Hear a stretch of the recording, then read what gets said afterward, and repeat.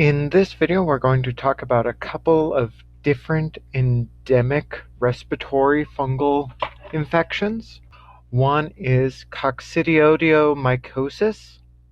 This is also called valley fever. This is caused by Coccidioides immitis. This is going to be a fungus that's endemic, so normally found in the San Joaquin Valley and in the southwestern United States and Mexico. So while it's found in the Phoenix metro area, it's actually named after the San Joaquin Valley where it was first identified.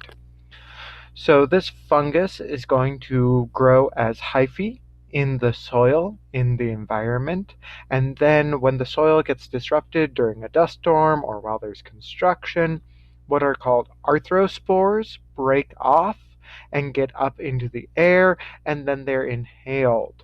And when they're inhaled, they get into the lungs and they form into what are called these endospores, forming inside of these spherules. And then that can spread around throughout the body. When they're inhaled, they're going to cause fever, cough, night sweats, shortness of breath, headache, and fatigue. And infections are often going to be mistaken for a bad cold or the flu.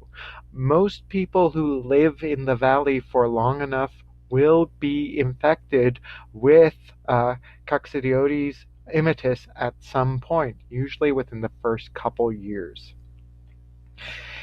Most infections are going to be respiratory and self-limiting, so you'll have a cough for a while and then you'll recover from it.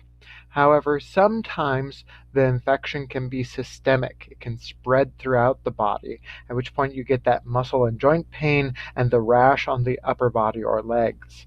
If it becomes a systemic infection, that's when it needs to be treated with antifungal drugs, and those antifungal drug treatments can last between 6 weeks and 6 months.